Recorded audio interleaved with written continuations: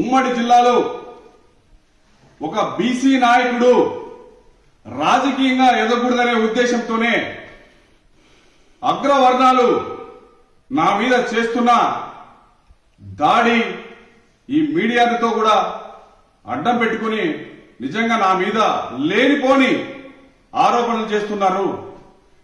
నిన్నటి దినం ఈనాడు పేపర్లో అరాచక శక్తి ఆదినారాయణ యాదవ్ అని గిరిజనుల భూములు నేను కబ్జా చేసినట్లు మాట్లాడడం జరిగింది. దాని మీద మన సిపిఐ రామకృష్ణ గారు కూడా మాట్లాడడం జరిగింది. ఇందాక నేను ఒక వీడియో చూసా. దాంట్లో భాగంగా సిపిఐ రామకృష్ణ ఆ గ్రామాన్ని కూడా సందర్శించడం జరిగింది. సిపిఐ రామకృష్ణ గారికి నేను ఒకటే అడుగుతున్నా, నువ్వు ఊర్లోకి వచ్చావు, బానే ఉంది. అక్కడ జినైని ఎంత ఉందనేది నీకు కూడా అర్థమైపోయినట్టుంది. ఆ ఎవరైతే నీ దగ్గరికి బాధితులు వచ్చారో వాళ్ళని ఆ ల్యాండ్ లేక్ దగ్గరికి తీసుకుపోయి సాగులో ఎవరున్నారు, వాళ్ళగా భూమి కాదా అని మీరు నిజంగా ఆ ల్యాండ్ లేక్ తీసుకొని పోయి అధికారులను కూడా తీసుకొని పోయి సర్వేర్ను తర్వాత ఎంఆర్ఓ గాని విఆర్ఓ గాని తీసుకొని పోయి అక్కడ మీరు పరిశీలించుంటే ఇంకా వాస్తవాలు బయటపడేటివి. నిజంగానే నేను మీ సమక్షంలోనే ఏదైతే బినామీ పేర్లతో ఉన్నాయని అంటున్నారో, 100 ఎకరాలు నా పేరుతో ఉంటున్నాయంటున్నారో, ఇవన్నీ నీ సమక్షంలోనే పంచిందము. నావని నిరూపించింటే, బినామీలు నిరూపించింటే నిజంగానే పంచి నీకు కూడా మంచి పేరు వచ్చేది. 100% నీకు మంచి పేరు వచ్చేది. తర్వాత ఇది అంతా ఒక కుట్ర పూరితమైన రాతలు, కుట్ర నా మీద కుట్ర పన్ని ఇదంతా వాస్తవాలని అవాస్తవాలుగా ఇదంతా నిరూపిస్తున్నారు. నిజంగా ఇది ఉమ్మడి జిల్లాలో ఒక బీసీ నాయకుడు రాజకీయంగా ఎదగకూడదనే ఉద్దేశంతోనే అగ్రవర్ణాలు నా మీద చేస్తున్న దాడి ఈ మీడియాతో కూడా అడ్డం పెట్టుకుని నిజంగా నా మీద లేనిపోని ఆరోపణలు చేస్తున్నారు. నేను నిజమైన ఆరోపణలు చేస్తున్నా, మీరు నిరూపించిన ఆరోపణలు చేస్తున్నా, దానిని మీరు ఖచ్చితంగా పరిగణలో తీసుకోండి. ఈరోజు సిపిఐ జిల్లా కార్యదర్శి వేమయ్య యాదవ్ నా ల్యాండ్ లో ఒక ఫేక్ అగ్రిమెంట్ క్రియేట్ చేసి ఆ అగ్రిమెంట్ లో అగ్రవర్ణాలతో ఇతను అగ్రిమెంట్ లో సాక్ష్యము, దాని మీద ఒక ఎఫ్ఐఆర్ అయింది. ఇది ఎఫ్ఐఆర్. ఈ ఎఫ్ఐఆర్ లో క్లియర్ గా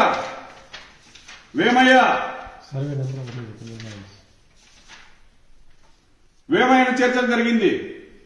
అది ఎట్లా అంటే 2019లో స్టాంప్ పేపర్లు తీసుకొని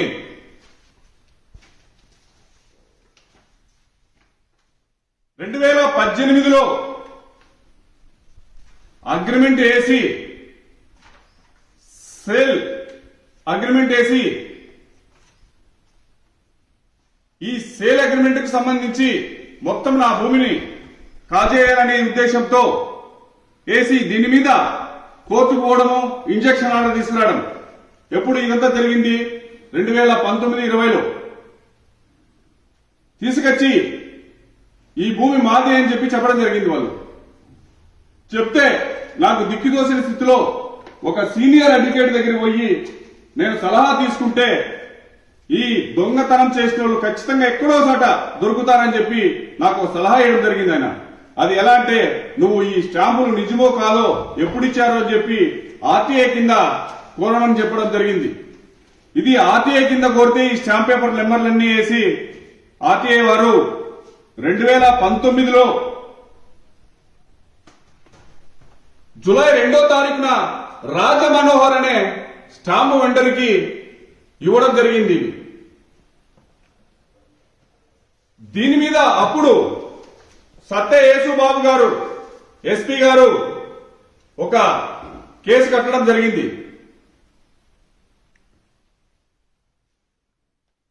ఇది డాక్యుమెంట్ ఎవిడెన్స్ కేసు. ఇది దీంట్లో పల్లె రఘునాథ్ రెడ్డి, విష్ణువర్ధన్ రెడ్డి, నిఖిల్ నాథ్ రెడ్డి, శ్రీనాథ్ రెడ్డి, వేమయ్య, ఇంకా కొంతమంది దీంట్లో డాక్యుమెంట్ వెండర్లు, డాక్యుమెంట్ రైటర్లు, దీంట్లో కుట్రపూరితమైన ఎవరైతే ఉన్నారో ఈ కేసులన్నీ ఛార్జ్షీట్ వేసి విచారించడం జరుగుతుంది. ఇవి కోర్టులో ఉన్నాయి భూములు కూడా. ఈ కేసులన్నీ మోస్తే రాజకీయ భవిష్యత్తు ఉండదని చెప్పి ఈ రోజు ఈ వేమయ్య సిపిఐ రామకృష్ణ గారితో పడితే సిపిఐ రామకృష్ణ గారు ఇక్కడికి వచ్చి ఎక్కడ నా లూపోల్స్ లేవు, ఇవన్నీ కరెక్ట్ గా ఉంటాడు, రేపొద్దున్నే వీళ్ళంతా జైలుకు పోవాల్సిందేనని చెప్పేసి ఇక్కడ గిరిజన గ్రామానికి వచ్చి అక్కడ వాళ్ళకందరికీ ఇక్కడుండే కొంతమంది నాకు రాజకీయ ప్రత్యర్థులు కొంతమంది వాళ్ళందరినీ ముందర పెట్టి అవన్నీ వాస్తవాలు కాదు, నేను ఎప్పుడో ఆ విలేజ్కి వెళ్ళినప్పుడు కూడా నేను అందరికీ చెప్పడం జరిగింది. ఇంతకుముందు కూడా ఇట్లే వస్తే నా మీద నేను చెప్పిన వాళ్ళకి ఆ విలేజ్కి వెళ్ళి నేనే మీ దగ్గర నిజంగా ఏమున్నాయి తీసుకోండి అండి, నేను ఎంఆర్ఓని పంపిస్తా, విఆర్ఓని పంపిస్తా, మీరంతా సర్వే చేయించండి, నేను మీ దగ్గర ఏమైనా భూములు పోయినా కూడా నేను ఇప్పించే బాధ్యత నేను తీసుకుంటానని చెప్పి కూడా జరిగింది.